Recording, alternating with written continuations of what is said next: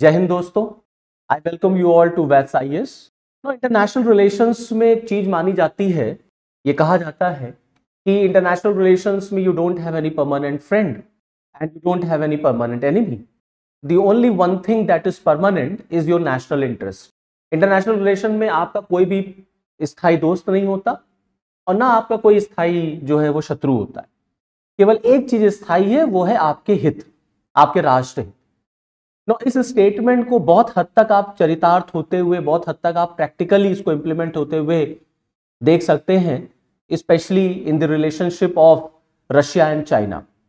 जिस तरीके से रशिया और चाइना के संबंध जो हैं वो हाल के दिनों में गहरे हो रहे हैं, या हाल के दिनों में जो संबंध दोनों देशों के बीच में बढ़ रहे हैं, ये संबंध जो है शुरुआती दिनों में ऐसे नहीं थे। फिर ऐसा क्या हुआ कि दोनों देश जो है इतने नजदीक आ गए, और इनकी नजदीकियों के वजह से भारत को क्या टेंशन होनी चाहिए, भारत का क्या कंसर्न हो सकता है, और अमेरिका इन रिलेशंस को किस तरीके से देखता है। आज के इस वीडियो लेक्चर में मैं आपके साथ इन्हीं सारे डायमेंशंस पर डिस्कशन करूंगा। तो चलिए फिर शुरुआत करते हैं आज के टॉपिक की।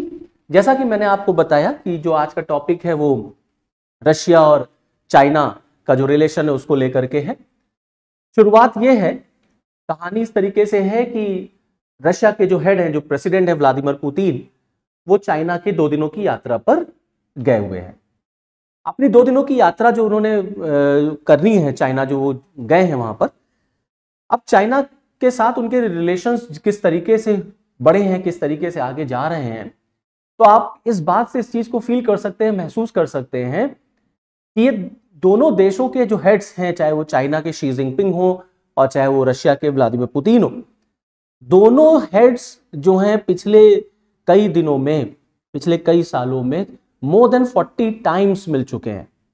40 से अधिक बार दोनों के हेड्स की मुलाकात हो चुकी है, फॉर्मली और इनफॉर्मली। और आप ये देखिए कि ये जो उनकी पुतिन की जो विजिट है चाइना की, ये उनकी 19th ट्रिप है टू चाइना सिंस 2000। साल 2000 से लेकर के जब से वो रशिया के हेड बने हैं, तब से वो इनकी 19th विजिट है। और यहां पर एक और बहुत महत्वपूर्ण बात है कि जब पुतिन, अभी रशिया का जो इलेक्शंस हुए और रशिया के इलेक्शंस के बाद जब पुतिन फिर से वहां के राष्ट्रपति बने, तो पहला देश जो उन्होंने सेलेक्ट किया विजिट करने का वो चाइना था। तो आखिरकार में ऐसी क्या मजबूरी है रशिया की कि वो चाइना की तरफ जा रहा है, और चाइना की ऐसी क्या मजबूरी है कि उसने रशिया के साथ अपनी दोस्ती इस तरीके से की है। तो आपको मैंने बताया कि दोनों देशों को अगर पास में कोई चीज ला रही है तो वो एक है, और वो है दोनों का राष्ट्र हित, दोनों का नेशनल इंटरेस्ट। और दोनों का नेशनल इंटरेस्ट ये है कि दोनों की दोस्ती इस वजह से बढ़ रही है क्योंकि दोनों के शत्रु या दोनों का दुश्मन एक है, और वो है वेस्ट स्पेशली अमेरिका। तो जो अमेरिका का जो एक तरीके से ग्रुप है या अमेरिकन लेड ग्रुप है, उसको डील करने के लिए दोनों देश जो है वो आपको नजदीक आते हुए दिख रहे हैं। आप देखिए कि जब व्लादिमीर पुतिन जो है वो चाइना पहुंचते हैं तो कितना जोरदार उनका स्वागत किया गया है, रेड कारपेट वेलकम दिया गया। और ना केवल रेड कारपेट वेलकम दिया गया है, चाइना की तरफ से उनका जो स्वागत किया गया है, वो स्वागत जो चाइना में एक तरीके से सीट ऑफ पावर है कम्युनिस्ट पार्टी का, उसका जो गढ़ है, जो उसका सीट ऑफ पावर है, जिसको आप कहते हैं ग्रेट हॉल ऑफ पीपुल, उस ग्रेट हॉल ऑफ पीपुल में उनका वेलकम किया गया।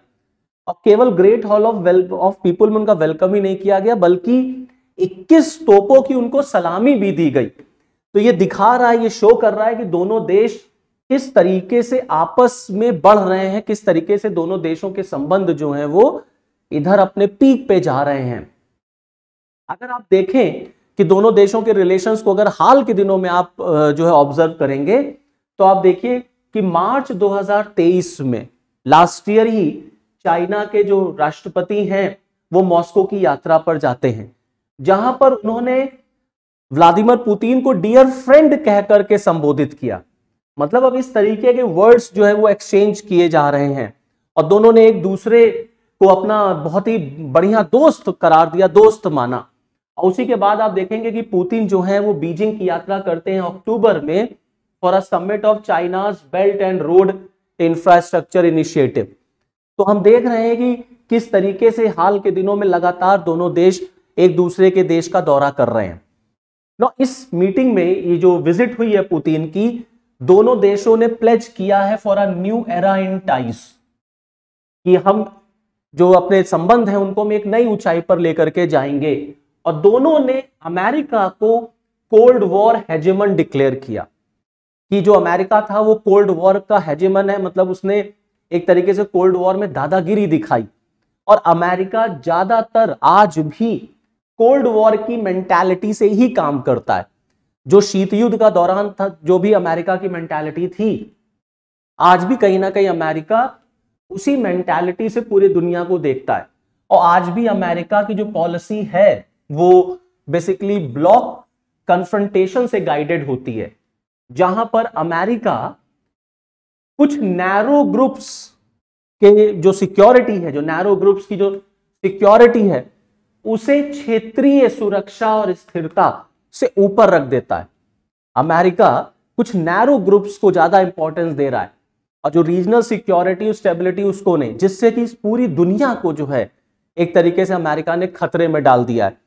तो कहीं ना कहीं दोनों देश अमेरिका को एक तरीके से अटैक कर रहे हैं। और दोनों देशों ने जो भी विश्व में इस समय, वर्ल्ड में इस समय जो इश्यूज चल रहे हैं, जैसे फॉर एग्जांपल आपका रशिया यूक्रेन वॉर हो, या आपका इजराइल और हमास का इशू हो, या कोई भी इशू आप वर्ल्ड में आप देख रहे हैं, दोनों देश उसके लिए अमेरिका को ही रिस्पॉन्सिबल ठहरा रहे हैं। तो दोनों देशों ने मिल करके दरअसल अमेरिका पर अटैक करना शुरू किया। और ये अमेरिका ही है जिसकी वजह से दोनों देश आपस में नजदीक आ रहे हैं, क्योंकि दोनों देशों का हित जो है वो कहीं ना कहीं अमेरिका को डील करने के लिए एक हो रहा है, कि कैसे अमेरिका का जो हेजेमनी है, अमेरिका की जो दादागिरी है, उसको रोका जाए।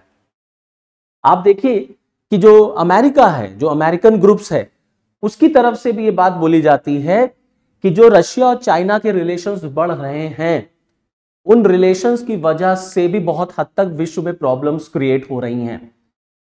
अमेरिका सीधे सीधे चाइना को ब्लेम कर रहा है कि चाइना रशिया को डायरेक्टली और इनडायरेक्टली सपोर्ट कर रहा है इन रशिया यूक्रेन वॉर।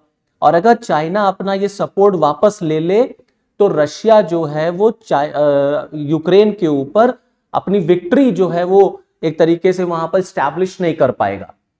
और आप देखेंगे कि पुतिन की जो विजिट है चाइना की, ये उस दौरान हो रही है जब रशिया ने यूक्रेन के ऊपर एक अच्छी खासी पकड़, एक अच्छी खासी ग्रिप मेंटेन कर रखी है।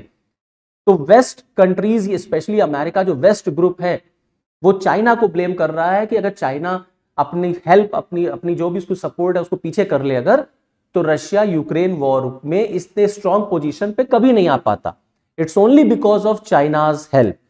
तो आप देखिए किस तरीके से यहां टिट फॉर टैट, और एक तरीके से जो कोल्ड वॉर का टाइम में जो डायलॉग बाजी हुआ करती थी, बिल्कुल उसी तरीके से आप यहां पर भी देख सकते हैं। ये जो विजिट हुई है पुतिन की, इसमें एक और बहुत बड़ी बात है कि दोनों देशों के जो डिप्लोमैटिक रिलेशंस हैं उसके 75 इयर्स हो गए, and both the heads celebrated the 75th anniversary of their diplomatic relations. इसी विजिट में आप देखेंगे कि पुतिन जो हैं वो राष्ट्रपति शी जिनपिंग को भी अपना माय डियर फ्रेंड कहते हैं। और वो कह रहे हैं कि दोनों देशों के जो रिलेशंस हैं, relation between Russia and China, they are not opportunistic and this relation is not against anyone। ये किसी के खिलाफ नहीं है और संबंध जो है वो अवसरवादी संबंध नहीं है। वहीं पर आप देखेंगे कि चाइना के राष्ट्रपति वो रशिया को अपना एक बहुत बढ़िया फ्रेंड मान रहे हैं और कह रहे हैं कि जो हमारे रिलेशंस है वो एवर लास्टिंग है और ये संबंध एक नए एरा की शुरुआत कर रहे हैं और ये एक तरीके का नया मॉडल इंटरनेशनल रिलेशंस में प्रेजेंट करेगा। और दोनों देशों के रिलेशंस में कोई लिमिट नहीं है, दोनों देशों के संबंध में कोई सीमा नहीं है, पार्टनरशिप की कोई सीमा नहीं है। इसी से रिलेटेड 2022 में, फरवरी 2022 में चाइना और रशिया ने no limit strategic partnership sign की थी।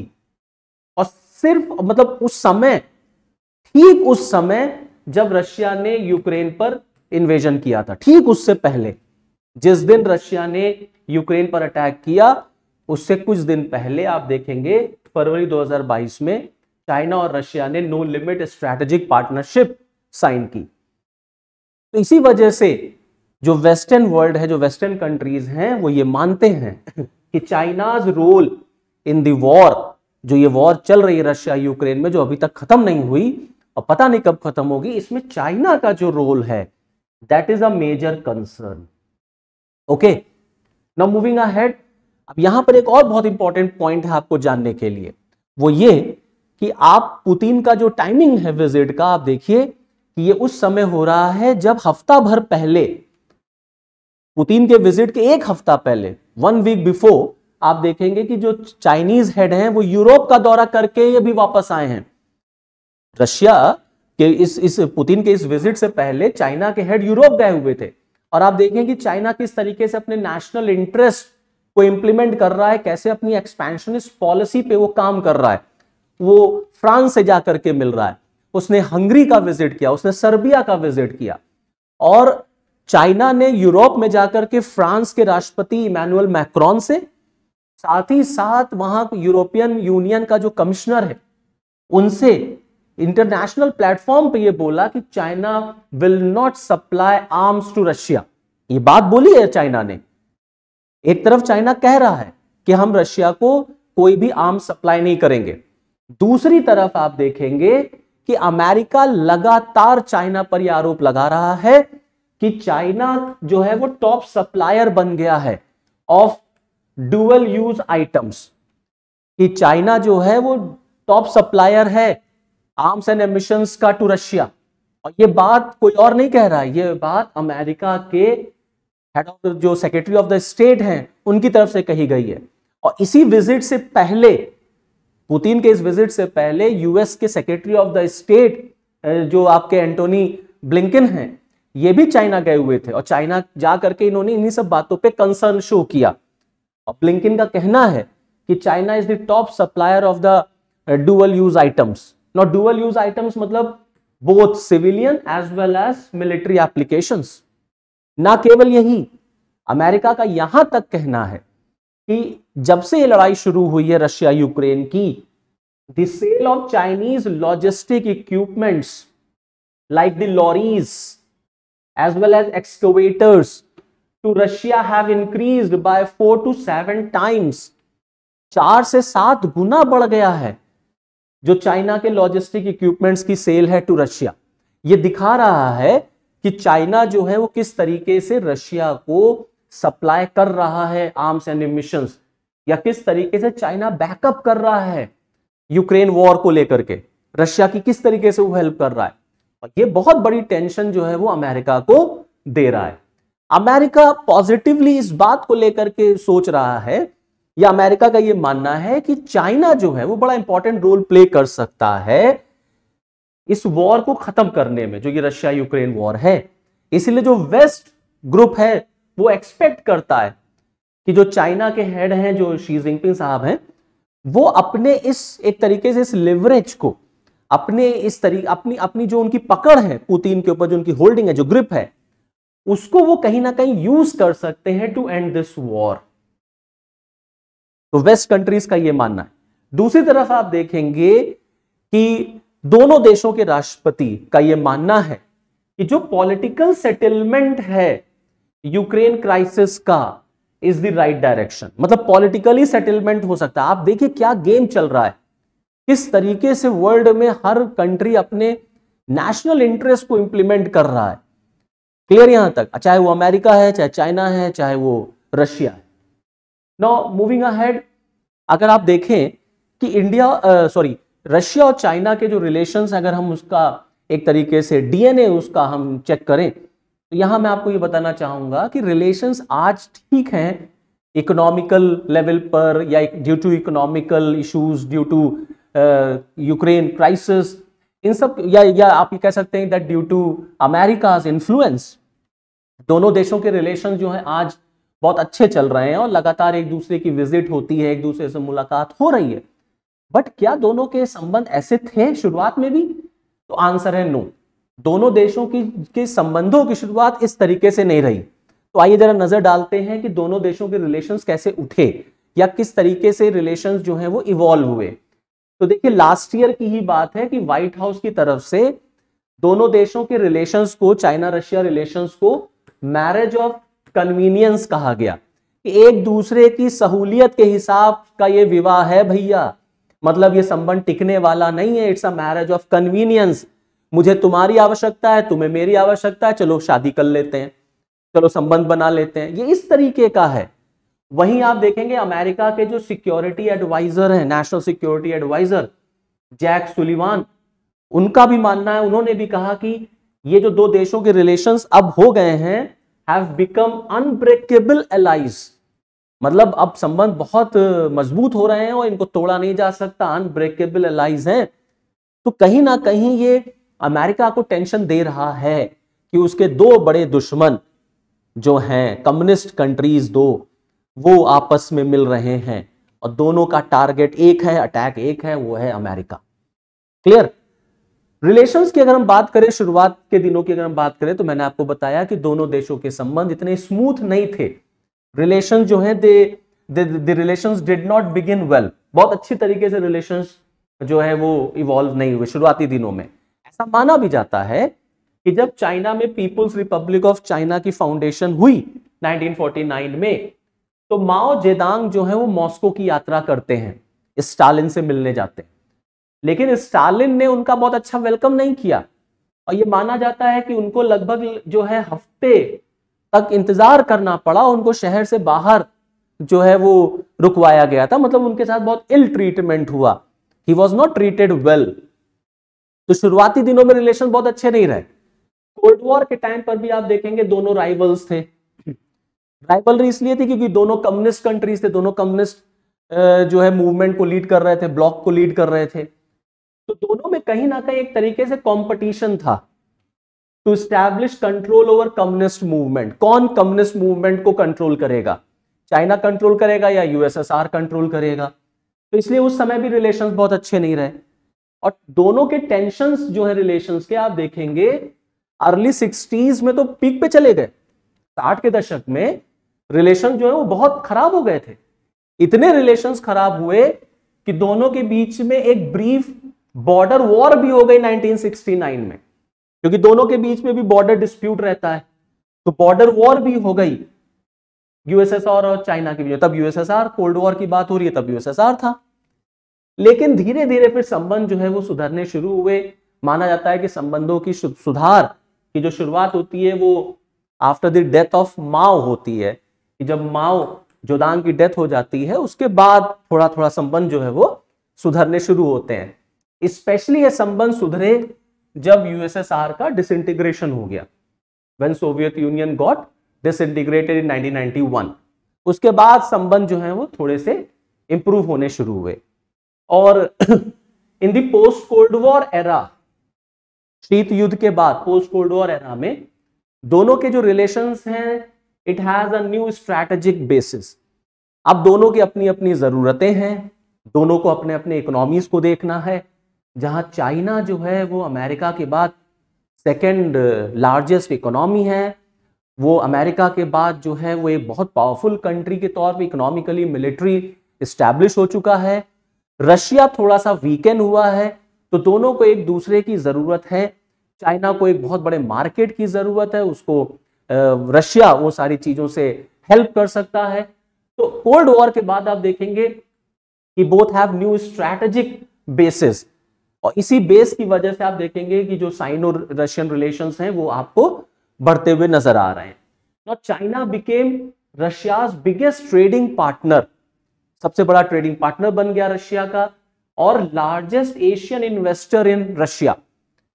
दूसरी तरफ चाइना रशिया को एक पावर हाउस के रूप में देखता of raw material as well as एक बहुत वैल्यूएबल मार्केट के रूप में देखता है, कि वो जो बाजार, मतलब एक बाजार के रूप में वो रशिया को यूज करना चाहता है। साथ ही साथ में रॉ मटेरियल उसको मिल सकता है रशिया से, तो कहीं ना कहीं अपना इंटरेस्ट है, अपना स्वार्थ है। इस वजह से दोनों देश आफ्टर दी कोल्ड वॉर जो है वो नजदीक आते हुए नजर आते हैं। फिर एक टर्निंग पॉइंट आता है 2014 में, 2014 में, जब क्रीमिया का एनेक्सेशन हो जाता है। और क्रीमिया के एनेक्सेशन के बाद या क्रीमिया के एनेक्सेशन के दौरान वेस्ट का जो एटीट्यूड रशिया की तरफ रहा, उसने मॉस्को और बीजिंग को बहुत हद तक नजदीक ला दिया। यह बड़ा इंपॉर्टेंट एक जो है इवेंट रहा, जहां हम देखते हैं रशिया और चाइना जो है वो आपको नजदीक आते हुए नजर आते हैं, जिसका एक बहुत बड़ा रीजन जो है ना, वो वेस्ट का अप्रोच था टुवर्ड्स योर रशिया। इंडिया का भी यही मानना है कि वेस्ट की ही वजह से अमेरिका इज रिस्पॉन्सिबल, अमेरिका ही है वो देश जिसने इन दोनों देशों को नजदीक किया है। जैसे ट्रंप के टाइम पर आप देखेंगे तो ट्रेड वॉर शुरू हो गया था चाइना के साथ। रशिया यूक्रेन वॉर के टाइम पर देखिए रशिया के ऊपर बहुत सारे सैंक्शंस लगे हुए हैं, रिलेशन नहीं अच्छे चल रहे हैं।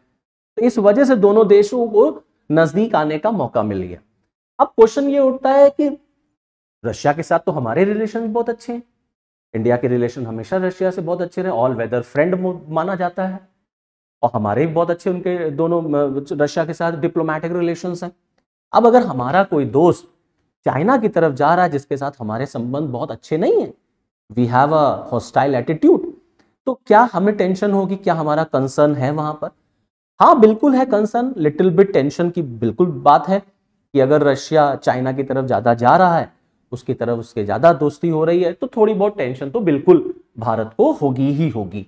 लेकिन इतनी बड़ी भी टेंशन की बात नहीं है कि हमारे लिए कोई बहुत मेजर चेंज लेके आने वाला है। बट इतना जरूर है कि अगर आप आज के टाइम पर देखेंगे तो आज भी जब हमारे पास इतने सारे अल्टरनेटिव्स हैं ऑफ वेपन्स जो है परचेज करने के, इजराइल है, फ्रांस है, तमाम देश हैं, अमेरिका के साथ भी हमारी आर्म्स डील होती है, फिर भी आप देखेंगे 60 to 70% ऑफ जो हम आर्म्स खरीदते हैं, जो डिफेंस इक्विपमेंट्स हम खरीदते हैं, वो बेसिकली रशिया से आता है। और इस कंडीशन में ये और ज्यादा इंपॉर्टेंट हो जाता है जब पिछले 4 सालों से भारत और चाइना के बीच एक तरीके से स्टैंड ऑफ है बॉर्डर के इशू पर। हमारा और चाइना का बॉर्डर इशू है। ऐसे स्थिति में, ऐसे हाल में रशिया जो है वो हमारा एक बहुत अच्छा फ्रेंड हो सकता है, और अगर हमारा फ्रेंड जो है वो हमारे दुश्मन की तरफ चला जा रहा है तो ये हमें टेंशन देगा, क्योंकि हम बहुत बड़ी मात्रा में आज भी उससे वेपन्स वगैरह लेते हैं। और हम ये भी नहीं चाहते, हम ये भी नहीं चाहेंगे कि रशिया की जो मिलिट्री जो फैक्ट्रीज हैं या जो उनकी मिलिट्री इंडस्ट्री है वो वेस्ट के सैंक्शन से सफर करे। मतलब जो वेस्टर्न कंट्रीज का सैंक्शन है वो जल्द से जल्द हटे, जिससे कि उसको और जो है ट्रेड करने का मौका मिले। तो हम ये भी नहीं चाहेंगे कि उसकी इंडस्ट्रीज जो है वो अंडर सैंक्शन रहे, जिससे कि वो फिर हम उससे परचेजिंग ना कर पाए। जब एक तरफ हम पाकिस्तान के साथ भी डील कर रहे हैं और एक दूसरी तरफ हम चाइना के साथ भी डील कर रहे हैं, तो ऐसी कंडीशन में रशिया जो है वो हमारा बहुत बढ़िया और हमेशा से एक अच्छा दोस्त रहा है। लेकिन क्या होगा अगर इंडिया और चाइना के बीच लड़ाई हो जाए? तो क्या रशिया आज की स्थिति में, मैं आपको एक क्वेश्चन ये दे रहा हूं कि क्या होगा अगर आज इंडिया और चाइना के बीच लड़ाई हो जाए, तो रशिया भारत का साथ देगा कि चाइना का साथ देगा? क्योंकि आज तो रशिया के रिलेशन चाइना से बहुत अच्छे हो रहे हैं, डियर फ्रेंड जैसे वर्ड यूज हो रहे हैं, प्लेज किया जा रहा है for a new era of ties. तो क्या आज की स्थिति में रशिया हमारा साथ देगा? तो देखिए हिस्ट्री अगर आप देखेंगे तो आप एक तरीके से आइडिया लगाएंगे। इतिहास ये बताता है, देखिए जब 1962 में हमारी और चाइना की लड़ाई हुई थी, तो उस समय भी सोवियत यूनियन जो था उसने बहुत सपोर्टिव रोल नहीं निभाया था। It was not particularly supportive of India, बहुत हमारा सपोर्ट उसने खुल करके इस तरीके से नहीं किया था। दूसरा, जब हमारा 71 में वॉर हुआ था तो भी उसने बहुत ज्यादा सपोर्ट भारत का नहीं किया था। लेकिन जाहिर सी बात है कि अब जो है आज की जो कंडीशन है, दिस इज नाइदर 1962 नॉर 1971। आज की जो स्थिति है वो 62 वाली नहीं है, 71 वाली नहीं है।